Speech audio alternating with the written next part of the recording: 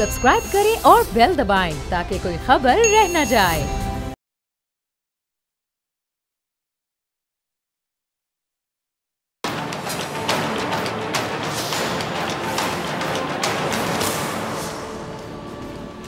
अस्सलाम वालेकुम नाजरीन, मैं हूं डॉक्टर फिज़ा अकबर खान और मैं हूं पाकिस्तान और आप देख रहे हैं पाकिस्तान के सबसे बड़े न्यूज़ चैनल का नंबर 1 प्रोग्राम ऐसे नहीं चलेगा। हुकूमत और अपोजिशन में इत्तेफाक राय किसी सूरत मुमकिन दिखाई नहीं दे रहा।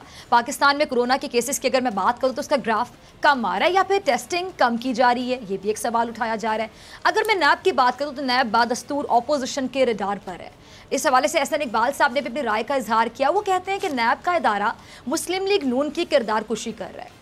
सुप्रीम कोर्ट ने हुकूमत को शुगर मिल्स के खिलाफ कार्रवाई की इजाज़त दी।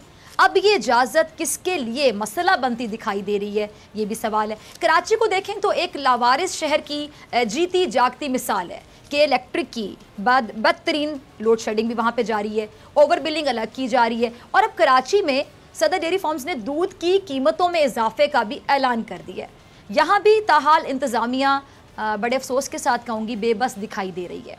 अच्छा, इमरान खान साहब के नए पाकिस्तान की बात करूं अगर तो इमरान खान साहब का नया पाकिस्तान इस वक्त एक वक्त में कई बहरानों का सामना तो कर रहा है, लेकिन कुछ मसाइल देखने में ऐसे लग रहे हैं जो हुकूमत या तो हल नहीं करना चाह रही या हुकूमत के बस से बाहर की बात है, जिनमें कराची का मसला सरे फरिस्त है। स्मार्ट लॉकडाउन पर तहरीक इंसाफ दाद समेटती है, जबकि WHO पाकिस्तान में लॉकडाउन नरम करने पर तहफ़्फ़ुज़ात का इजहार कर रहा है। अच्छा, उज़ैर बलोच की असल JIT कौन सी है, ये भी एक बहुत अहम मामला है और हल तलब मामला है। इन सब के साथ साथ मुल्क में सदारती और पार्लिमानी निज़ाम पर भी बहस छेड़ दी गई है। बजाय एक एक मसले को हल करने के शायद हुकूमत ने सारे मसाइल की टोकरी एक साथ उलट दी है। अब समझ नहीं आ रहा कि पहला मसला आखिर कौन सा है जिसको पहली तरजीहात में हल किया जाए और सबसे बड़ा मसला कौन सा है, उसका हल क्या है, बताएगा कौन। ये तमाम सवालात हैं जिनके जवाब तलाश करने के लिए प्रोग्राम में मैंने को दावत दी। तारुफ करवा देती हूँ, हिना परवेज़ भट्ट साहबा मेरे साथ मौजूद हैं, मुस्लिम लीग नून से इनका ताल्लुक है। बहुत शुक्रिया हिना ज्वाइन करने के लिए। फ़ारूक हबीब साहब मेरे साथ मौजूद हैं, PTI से इनका ताल्लुक है, आपका भी बहुत शुक्रिया फ़ारूक ज्वाइन करने के लिए।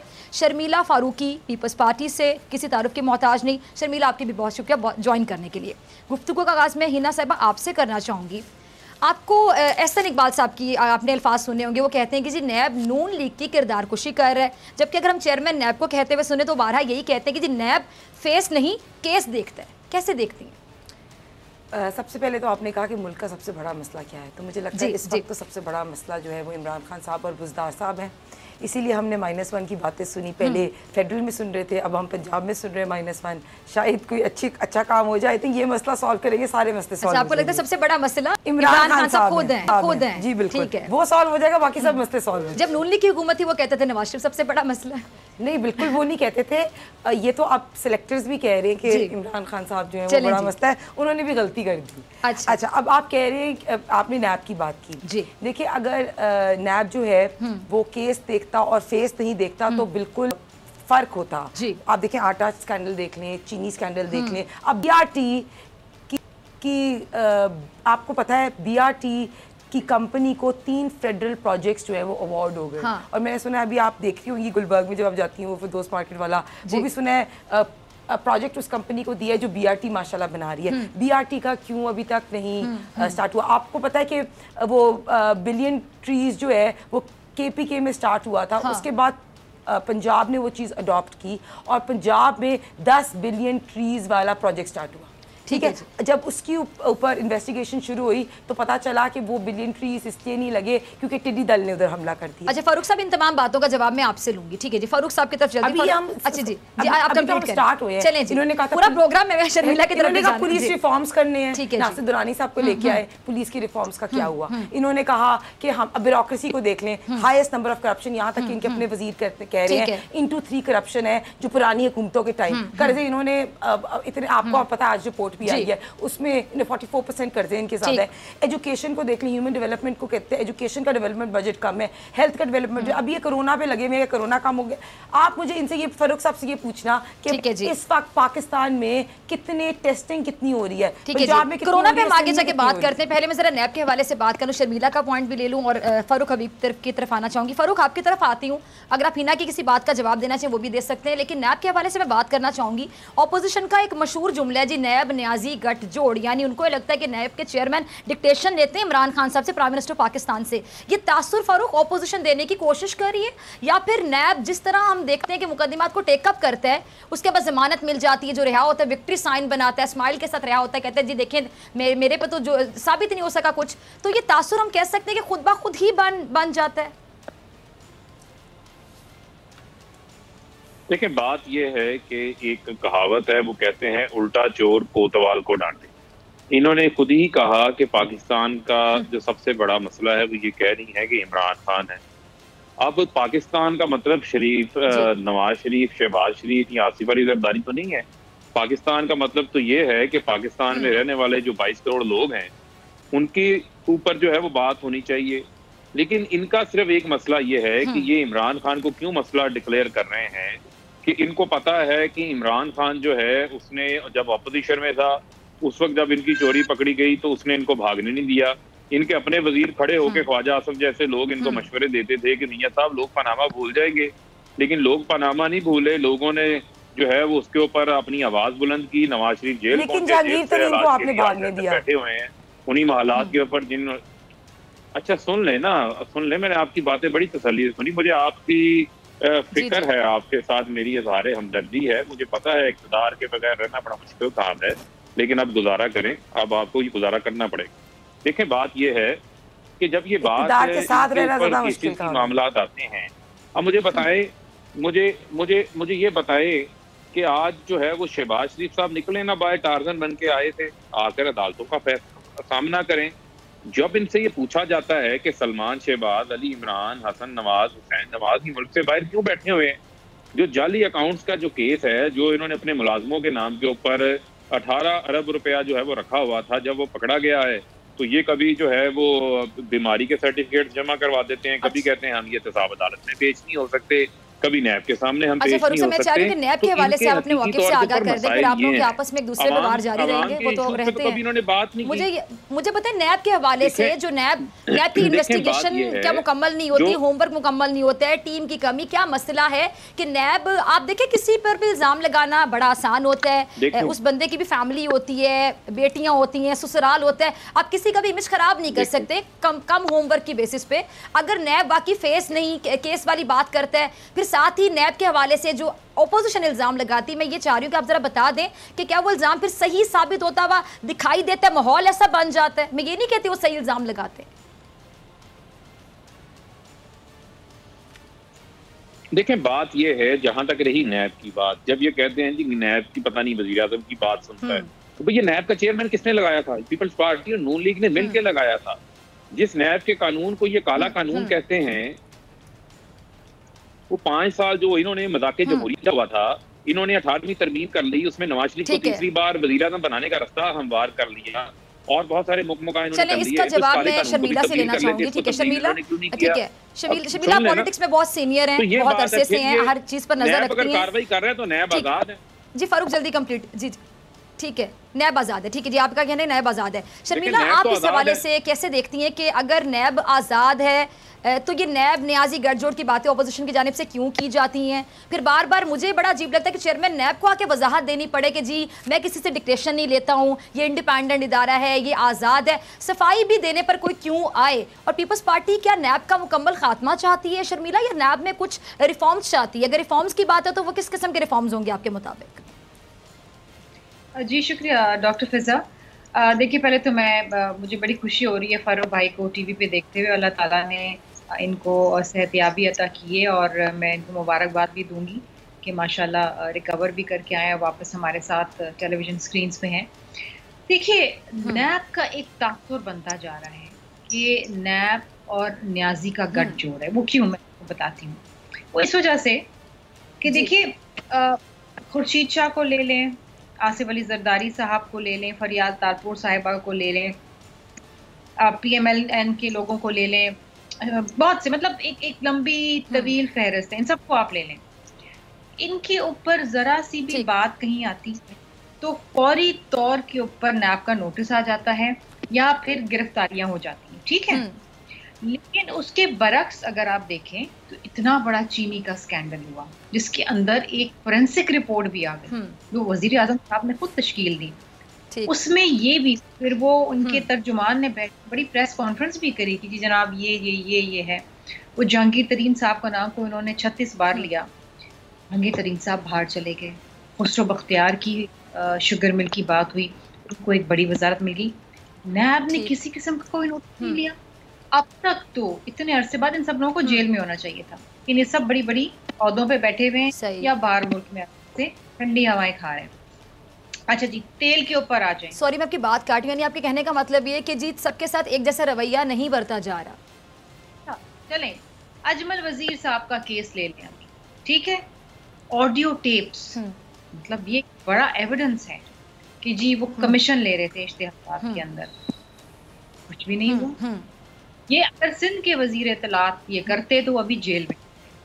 लेकिन इस किस्म का तासुर नैब को नहीं देना चाहिए।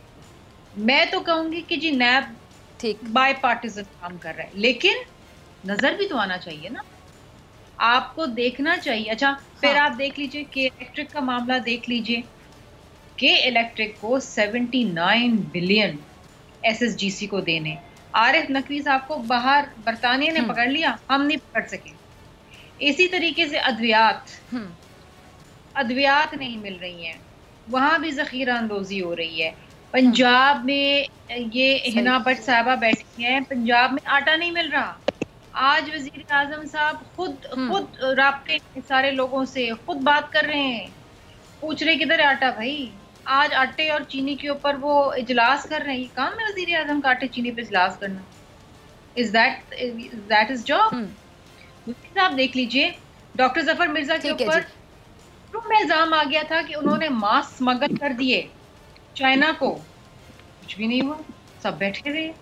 सिंध के अंदर मैं आपको मिसालें दे दूं, हलीम आदिल शेख साहब हैं, हसनैन मिर्जा साहब हैं, सब फिर रहे हैं, सब पे इंक्वायरियां चल रही हैं, सब फिर रहे हैं। किसी की मजाल है किसी पे इंक्वायरी हो नैब की और वो इस तरह बगैर बेल के फिर सके। 2-2 साल जेल काट के आए लोग।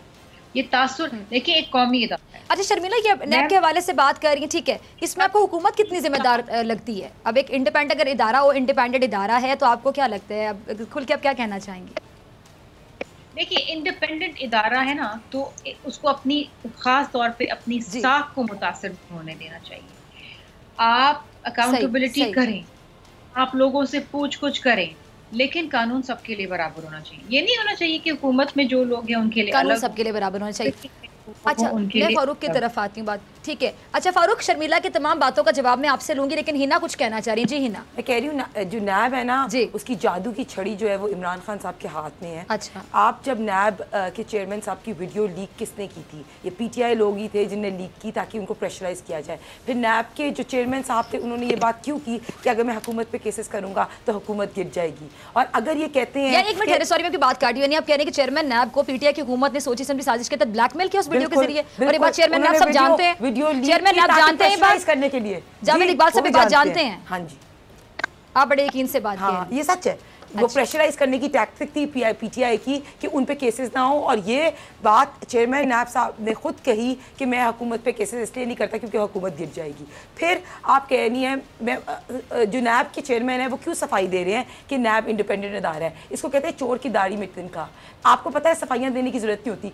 इमरान खान साहब बजट से एक दिन पहले कहते हैं मेरी कुर्सी बहुत मजबूत है। ये वही चीज़ है जो नैब के चेयरमैन साहब कहते हैं कि मेरा अदारा जो है वो बहुत इंडिपेंडेंट है। अच्छा इसकी एक और वजह भी तो हो सकती है ना कि ऑपोजिशन बारहा जब इल्जाम लगाएगी कि नैब न्याजी गठजोड़ है, नैब के जो चेयरमैन है वो डिक्टेशन लेते हैं प्राइम मिनिस्टर पाकिस्तान से, तो फिर अपनी सफाई देंगे। आपको इसमें देखें, हमारे सब नवाज शरीफ साहब, मरियम बीबी, हमजा साहब, शाहिद खाकान अब्बासी, एहसन इकबाल, आप मुझे गवर्नमेंट में कितने हैं?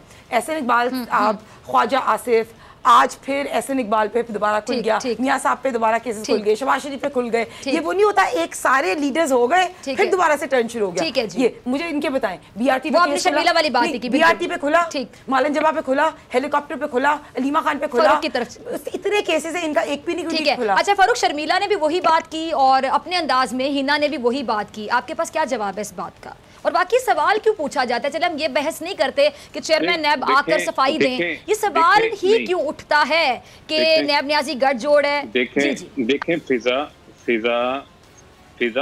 इनका मसला ये है इनका मसला ये है कि इन्होंने एक बनाया, एक साहब आए थे, उनका नाम था एहतसाबुर रहमान, सैफुर रहमान साहब, जो कतर के अंदर होते हैं। कतर के अंदर उन्होंने LNG की डील भी करवाई, जिसमें शायद खाकान अब्बासी साहब के ऊपर रेफरेंस है। वो सैफुर रहमान साहब ने उस वक्त एहतसाब का नारा लगाया, सारे केसेस पीपल्स पार्टी के ऊपर बनाए।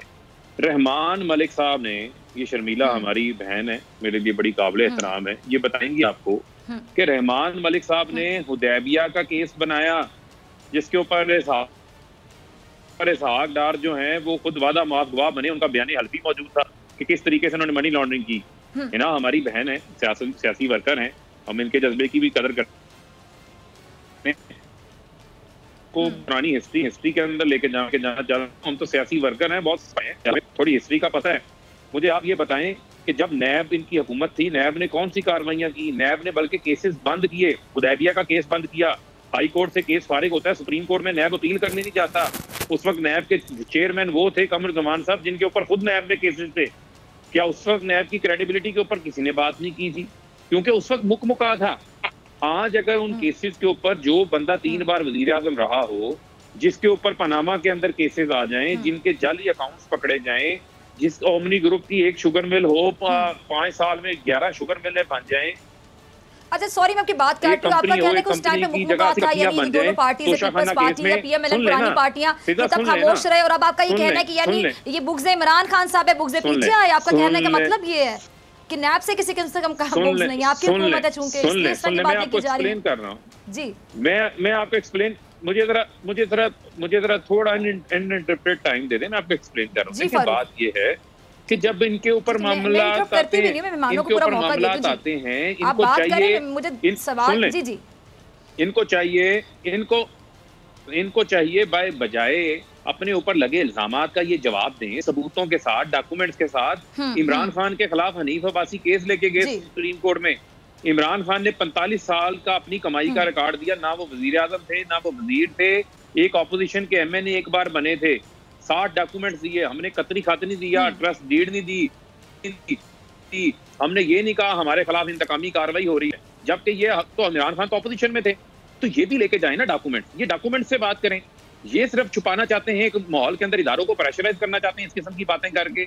जो अरशद मलिक वाला मामला आया वो आपके सामने है, किस तरीके से इन्होंने एक जज की वीडियो निकाली जो कंप्रोमाइज थी, उसके ऊपर उसको ब्लैकमेल किया, उसको रायमंड लेके चले गए, कभी उसको सऊदी अरब जाने की बातें करते रहे, कभी उसको जो है वो जज अरशद मलिक को जुआ जैसे लोगों के जरिए उसको ब्लैकमेल करवाते रहे। मैं इसका जरा जवाब मीना से लेना चाहूंगी जी, फिर मैं शर्मिला को जाती। कल 13 जुलाई हम मार्टर्स डे, ब्लैक डे मना रहे थे। मैं आपको याद कराऊं 2018 में 13 जुलाई को मियाँ साहब और मरियम बीबी वापस आए, ठीक है, और उनके आने की वजह से ये 2 सालों की उनकी बड़ी एक कठिन एंड वेरी डिफिकल्ट टाइम था। और जज अरशद मलिक का जो फैसला आया है और जिसमें जज अरशद मलिक को डिसमिस किया गया है, और उसमें आप पढ़ें तो उसमें लिखा हुआ है कि जज जो है उसने प्रेशर में आके डिसीजन लिया, इस वजह से उसको डिसमिस किया। और हमारा यही मुतालबा है आला अदलिया से कि जो मियां साहब के अगेंस्ट केसेस हुए हैं, इस जज ने जो लिए हैं उनको भी डिसमिस किया जाए, और नल एंड वॉइड है उनकी केसेस की, the cases are null and void. तो बिल्कुल जज अरशद मलिक की आप जो बात करें, उनका मिसकंडक्ट की वजह से वो डिसमिस हुए। प्लीज मेरे शर्मिला की तरफ जाना है जी, फारूक जल्दी जी जी जी है ना फ्लैगशिप सुन लें, फ्लैगशिप रेफरेंस में भी इसी जज ने नवाज शरीफ को बरी किया था, और नवाज शरीफ के कहने के ऊपर इस जज के कल आपके सामने केसेस लगे थे। तो क्या फिर फ्लैगशिप का भी फैसला रिवर्ट हो जाना चाहिए? बिल्कुल सारे फैसले आप रिवर्ट करें। हम तो कह रहे हैं जो जज प्रेशराइज होकर फैसले करता है वो उसका कोर्ट ऑफ जस्टिस के ऊपर नहीं होता, तो बिल्कुल करें। अच्छा मैं शर्मिला की तरफ आना चाहूंगी, फैसलों को रिवर्ट करें जी। और बिल्कुल फ्लैगशिप पे हमें सब केसेस में हमारे जो लीडर्स है वो बरी होंगे, ठीक है। क्योंकि केसेस में कुछ शर्मिला आपसे मेरा एक सवाल है, बिलावल साहब आप अकामा पे उनको ना निकालते, पनामा पे निकालते। शर्मिला से एक सवाल, शर्मिला बिलावल साहब सख्त तरीन लॉकडाउन के हामी होने के बावजूद अब सड़कों पर आने का कह रहे हैं, बाकायदा इंदिया दे रहे हैं। क्या मैं वजह जान सकती हूँ क्यों, और क्या ये अवाम के मुफाद में होगा? इससे केसेस में तेजी नहीं आएगी अगर सड़कों पर आ जाती पीपल्स पार्टी? देखिए डॉक्टर साहिबा, बात यह है कि अब तो जिसको इन्फेक्ट होना था या जिस तरीके से इमरान खान साहब चाह रहे थे कि एक हर्ड इम्यूनिटी पैदा हो जाए, वो हर्ड इम्यूनिटी तो अब तक पैदा नहीं हुई। लेकिन हर दूसरा तीसरा बंदा जो है या वो बीमार हो रहा है या वो अस्पताल पहुंच रहा है या उसका इंतकाल हो रहा है। तो वो तो इमरान खान साहब ने अचीव कर लिया।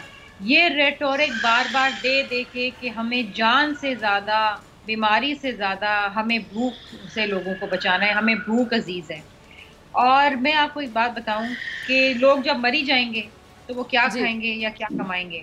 हमने सबसे पहले ये कहा सिंध में कि हमें लोगों की जानें बचानी है, और हम पाकिस्तानी कौम इतनी गयूर हैं और हमारा दिल इतना बड़ा है कि अगर हमारे पास एक रोटी होगी और अगर हमारा पड़ोसी भूखा होगा तो हम वो आधी रोटी उसको दे देंगे।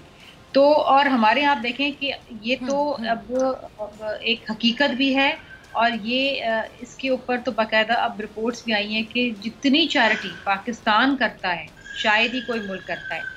लेकिन वो तो एक मामला वही रह गया। आज भी वर्ल्ड हेल्थ ऑर्गेनाइजेशन ने सॉरी शर्मिला, मैं आपकी बात काट रही हूँ, इसमें कोई दो राय नहीं, जितनी चैरिटी पाकिस्तान करता है कोई नहीं करता। हम लोग के दिल वाकई बहुत बड़े हैं। लेकिन एक और सवाल जन्म लेते हैं ना, जब लॉकडाउन हो जाता है तो फिर वो लोग कौन होते हैं जो आके कहते हैं कि हम भूख से मर रहे हैं, हमें रोटी नहीं मिल रही?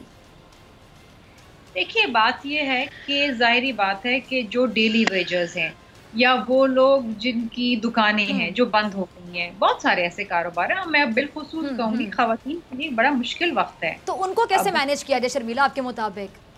देखिए, ये मुश्किल वक्त है और ये कोई पॉपुलर डिसीजन नहीं होते कि आपने दुकानें बंद कर दी। इसका जवाब शर्मिला आपसे ब्रेक के बाद लूंगी कि अगर लॉकडाउन ही किया जाए, आप बिल्कुल सही कह रही हैं कि जी अगर हम जिंदा ही नहीं रहेंगे तो फिर खाना कैसे खाएंगे। लेकिन बात है कि सेहत, इकोनॉमी, दो चीज़ें जिसका सामना करना पड़े गवर्नमेंट को। अगर शर्मिला आप प्राइम मिनिस्टर होती तो आप क्या सोचती कि इस इकोनॉमी को भी बचाना है और जो भूखा है कोई भूखे पेट भी ना सोए और कोरोना से भी बचत हो सके लॉकडाउन के बगैर, आप क्या करती? ब्रेक के बाद आपसे जवाब लूंगी।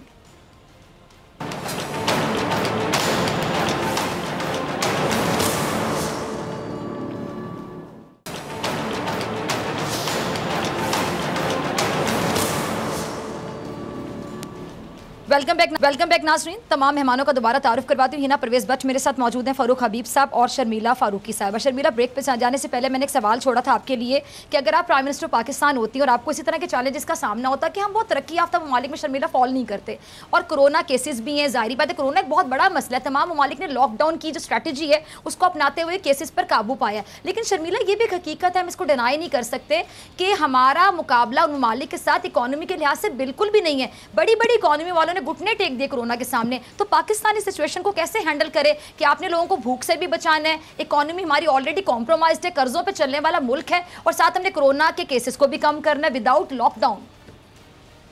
देखिए फिजा साहिबा, बात यह है कि अगर ऐसा वक्त आता और अगर पीपल्स पार्टी के पास मुल्क की भाग दौड़ होती तो हम ये कभी भी ये मुवाजना ना करते कि हमने लोगों को भूख से बचाना है या वबा से बचाना है। हमने रियासत का काम है कि आप दोनों से लोगों को बचाएं, आप किसी को भूख से बिना मरने। मैं आपसे वही जानना चाह रही हूँ ना कि आप क्या स्ट्रेटेजी अपनाते हैं ताकि शायद कोई मशवरा या रहनुमाई मिल जाए पीछे आए को।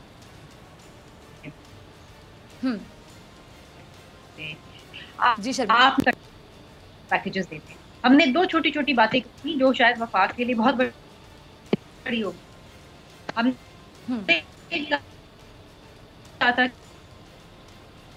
ठीक है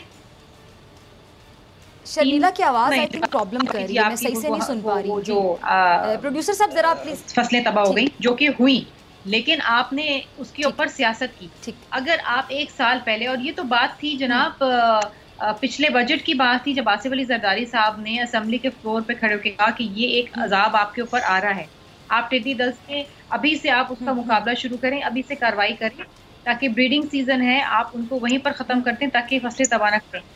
आपने जनाब एक साल गुजार दिया, इस जनवरी में आपने एक मीटिंग बुलाई और आपने एक नेशनल इमरजेंसी लोकस बना दिया, उसके बाद आपने कुछ किया ही नहीं, कुछ भी नहीं किया। 5 मिलियन हेक्टर्स आपके तबाह हो गए। कॉटन जो आपको $2.2 बिलियन का रेवेन्यू देती है, आपकी कॉटन की फसलें तबाह हो गई, ये आपने किया। एक होता है ना कि आप नाअहल होते हैं, एक होता है कि आप नाअहल होने के साथ साथ कुछ करना भी नहीं चाहते, आपके पास कौम का दर्द ही नहीं है। आप मुझे बताइए कि इस बजट के अंदर क्या रिलीफ दिया आप छोटे किसानों को सस्ते बीज या फर्टिलाइजर्स या ड्रिप इरिगेशन की कोई फैसिलिटी आपने दी? नहीं दी। छोटे दुकानदारों को जो मुतासर हुए की वजह को कोई सॉफ्ट लोन्स दे देते कोई कारोबार उनका किक स्टार्ट कर देते। देखिए ये साल सर्वाइवल का साल है, इस साल की आखिर तक बहुत सारे और कारोबार बंद होंगे, बहुत सारे लोग और बेरोजगार होंगे। आपका काम था कि आप लोगों को सरवाइव कराएं इस साल। मईशत चलेगी, आगे चल जाएगी, दुनिया भर चलेगी। और मैं आपको एक बात बताऊं, IMF ने क्या बोला है, दुनिया भर जो है वो कोरोना वायरस से मुतासिर हुई है, लेकिन दुनिया भर की इकोनॉमी रिवाइव होगी। चाइना 5%, 8% पे, इंडिया 5% पे, अमेरिका 5% पे। पाकिस्तान के लिए आपको पता है कितना बोला है? 1%, क्योंकि कोरोना से पहले ही आपकी इकोनॉमी 1.9% के ऊपर ग्रोथ करती थी। 5.5% ग्रोथ थी आपकी 2018 में। 2 साल में आप उसे 1.9 के ऊपर ले आए और -4 पे जा रही है। ये तो आपका हाल है। आप शर्मिला, आपकी बात कंप्लीट होगी, इंटरप्ट नहीं करना चाहिए। फारूक आपकी तरफ आना चाहती हूँ। शर्मिला की तमाम गुफ्तगू आपने सुनी, उन सवालों के जवाब भी आप देना चाहेंगे। साथ ही फारूक, मैं जानना चाहूंगी, उन्होंने एक बड़ी बात की है इस पूरी गुफ्तगू में। शर्मिला कहती हैं कि एक तो नाअहल होते हैं कि कर नहीं सकते हैं, आप लोग करना नहीं चाहते, यानी डायरेक्ट आपकी नीयत पे सवाल उठा दिया कि आप कौम का दर्द नहीं रखते।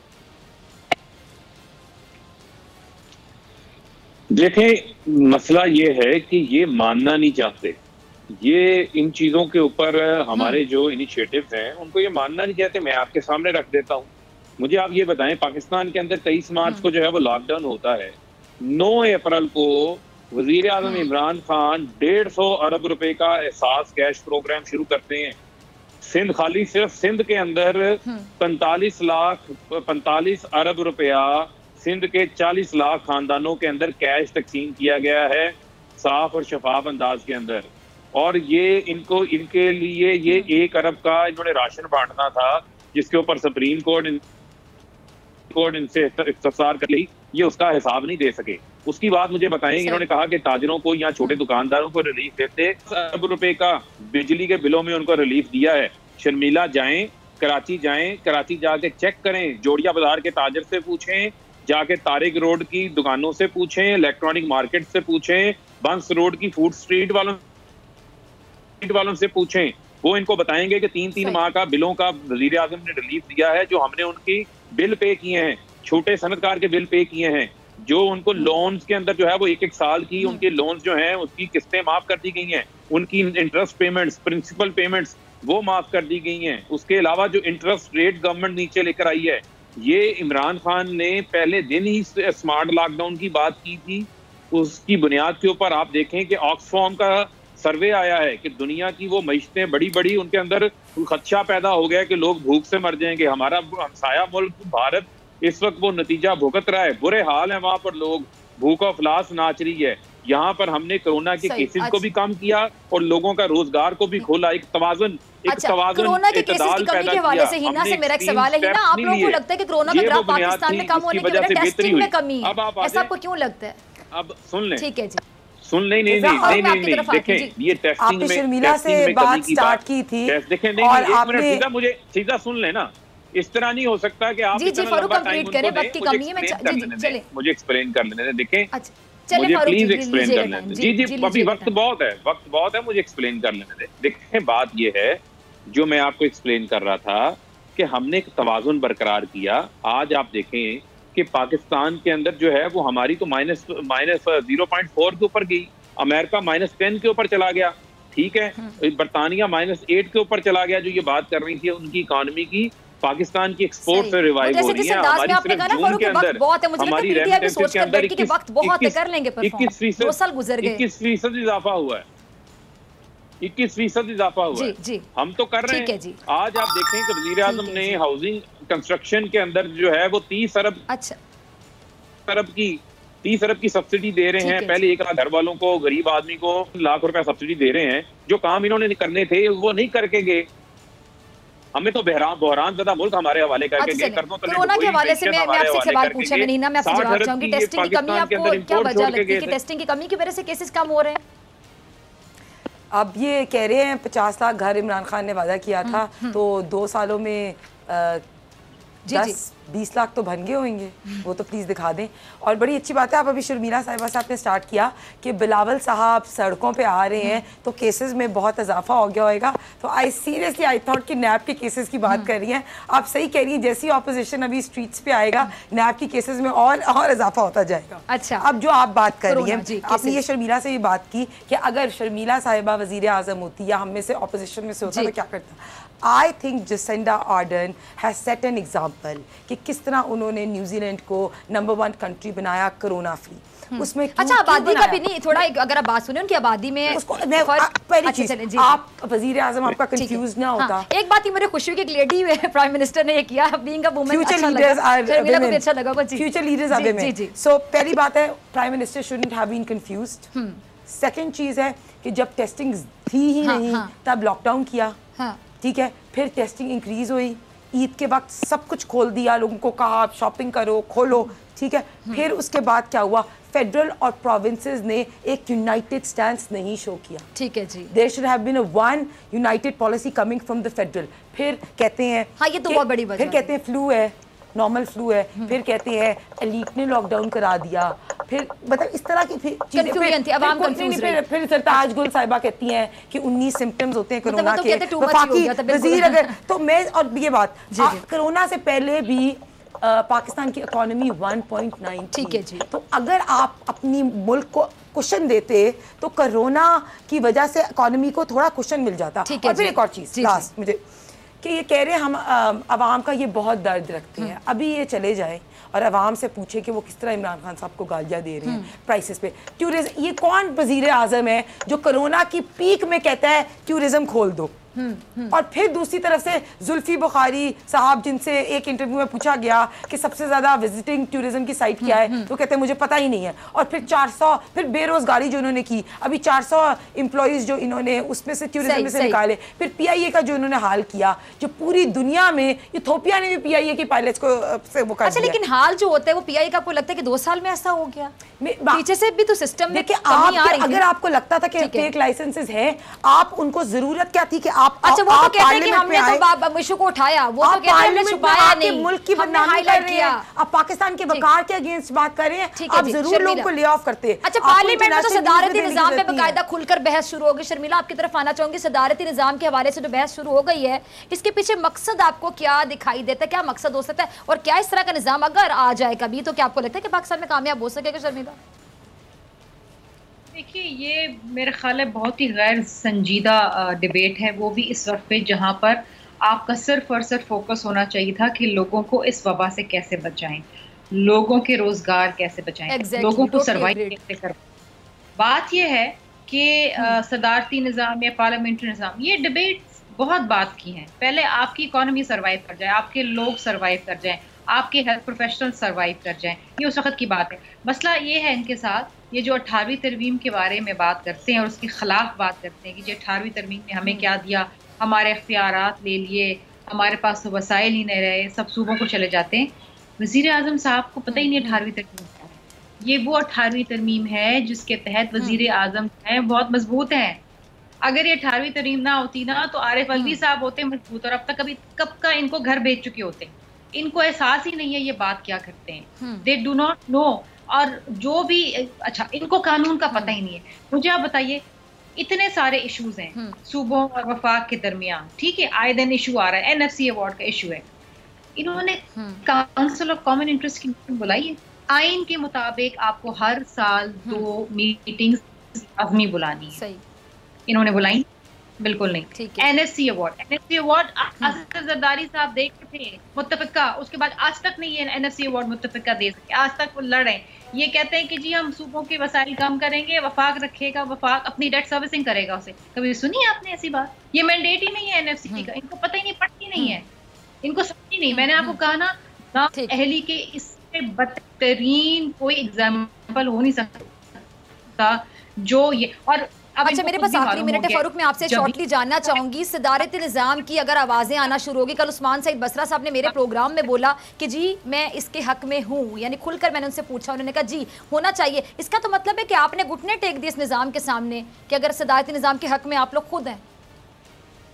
नहीं, हम सदारती निजाम के ना हक में है ना उसके खिलाफ है। देखे ना मिस फारूक से पूछ रही थी शर्मिला फारूक, पीटीआई। जी जी जी देखें, सुन ले ना, देखें ना कोई ऐसी डिबेट है, ना कोई ऐसा मामला सामने आया है, ना कोई ऐसी डिबेट है, ना कोई ऐसा मामला सामने आया है।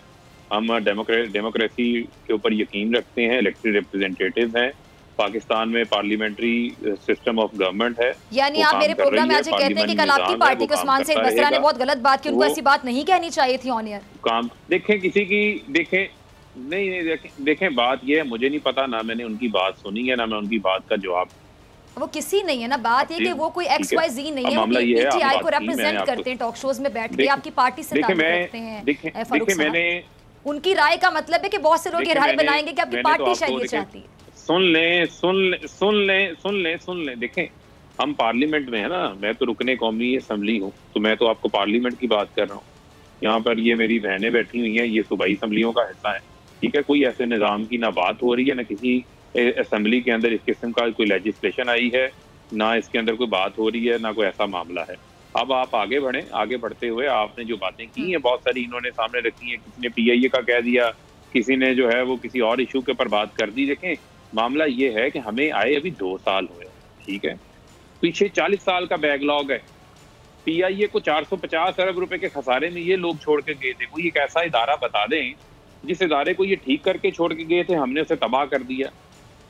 150 अरब रुपए का गैस का सर्कुलर डेट छोड़ के गए थे, 1250 अरब का बिजली का सर्कुलर। लेकिन फारूक साहब 2 साल बाद भी ऐसी बातें करते रहना, ठीक है 2 साल हो गए ना, आप लोग अपना बताइए, आपका क्या होमवर्क था, आपकी क्या तैयारी थी, आपकी क्या परफॉर्मेंस थी? अगर आप यही कहते चले जाएंगे कि जी पीछे वाले करके चले गए, और आपने भी कहा था कि अभी बहुत वक्त है, तो मैंने आपको लाइट नोट पे बोला था कि वक्त ही तो नहीं होता, तो वक्त देखिए किस तरह तेजी से दौड़ता है, इसी तरह आपके अगले 3 साल भी दौड़ जाएंगे, आप इलेक्शन की तैयारी करेंगे। अगर मिड टर्म नहीं होते, आप अगर टेन्योर पूरा करते हैं, और वक्त की कमी थी, प्रोग्राम का वक्त भी खत्म हो गया, मुझे आप तीनों का शुक्रिया अदा करना है। और मैं जाने से पहले यही बात करूंगी, जुमले से सीखें कि वक्त ही तो नहीं होता।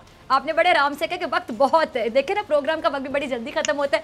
थर्ड सेगमेंट में मेरे साथ नए मेहमान मौजूद होंगे, शादी हॉल्स के हवाले से बात होगी। तमाम मेहमानों का बहुत शुक्रिया। ब्रेक के बाद मिलते हैं।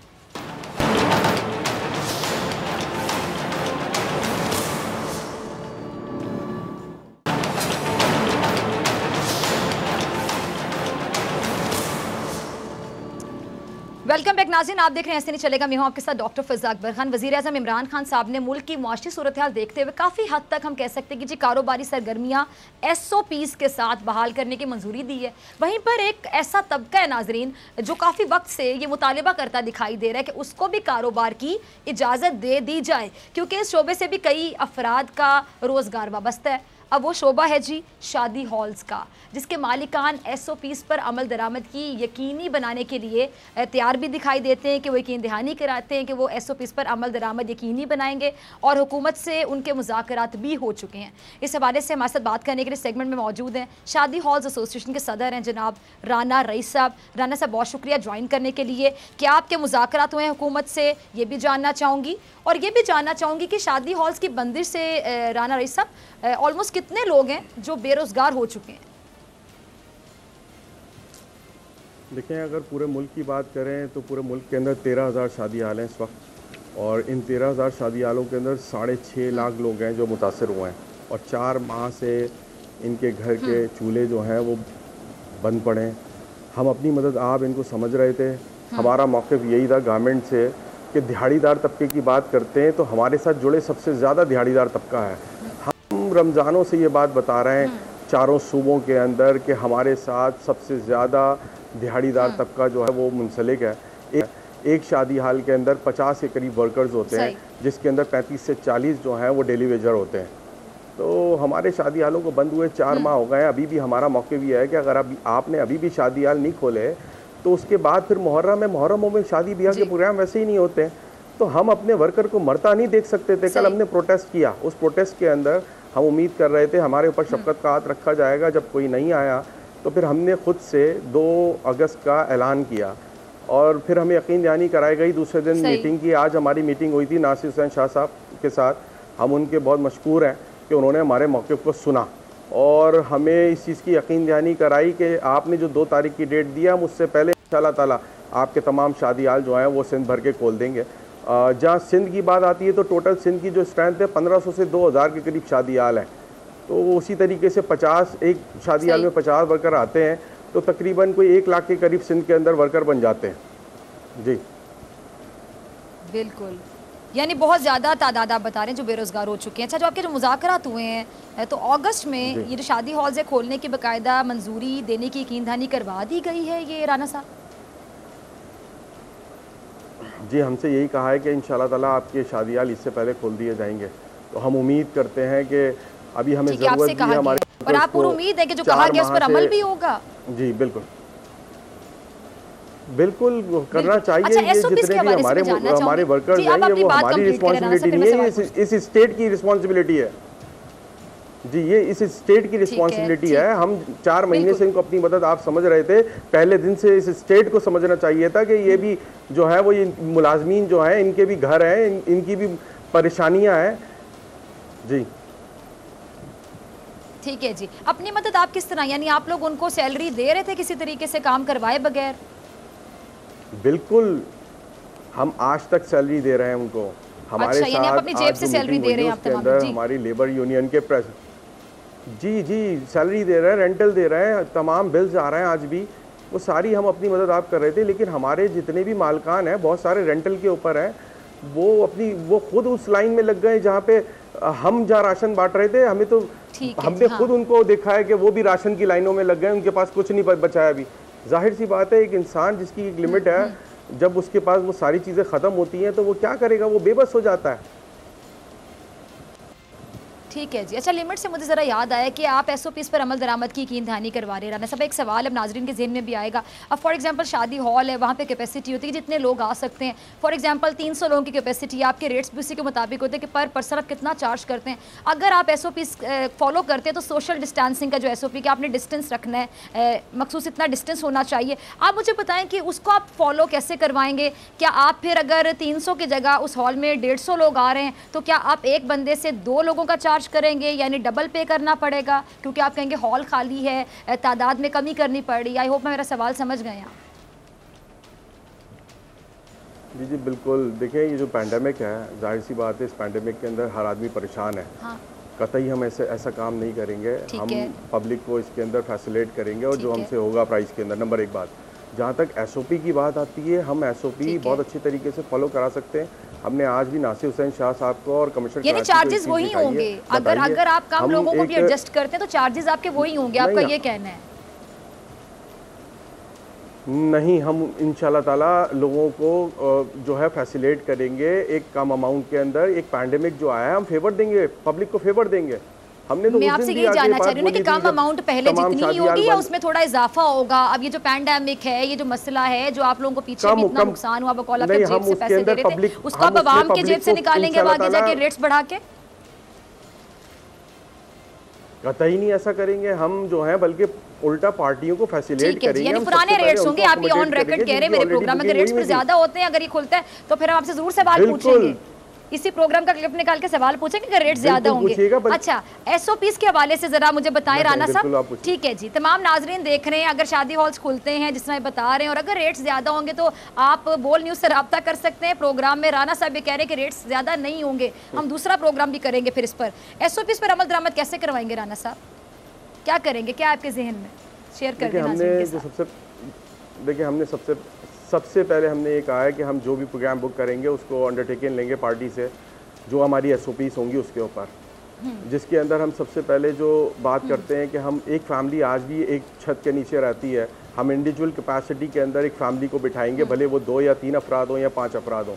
उस टेबल का डिस्टेंस 2 मीटर का रखेंगे, टेबल पे ही सर्विस करेंगे, बुफे नहीं होंगे, स्टेज पे किसी को जाने की इजाज़त नहीं होगी, शादी हाल में कोई खड़ा होकर आपस में गॉसिप मतलब एक गैदर नहीं होगा।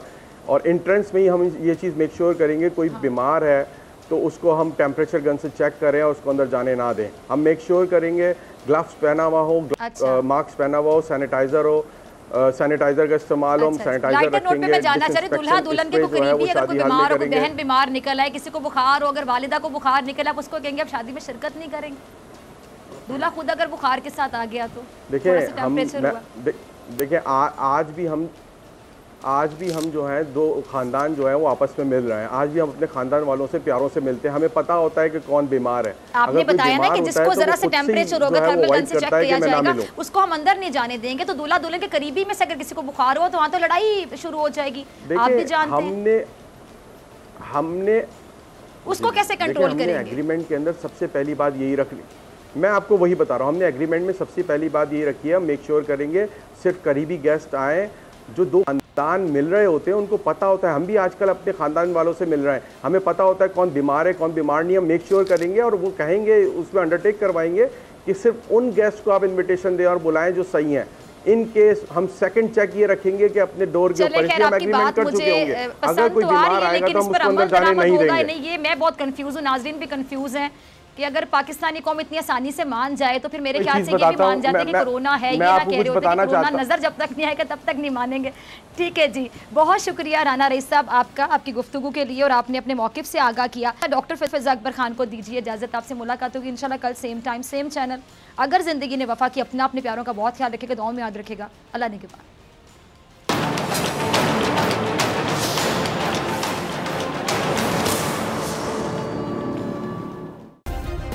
सब्सक्राइब करें और बेल दबाएं ताकि कोई खबर रह न जाए।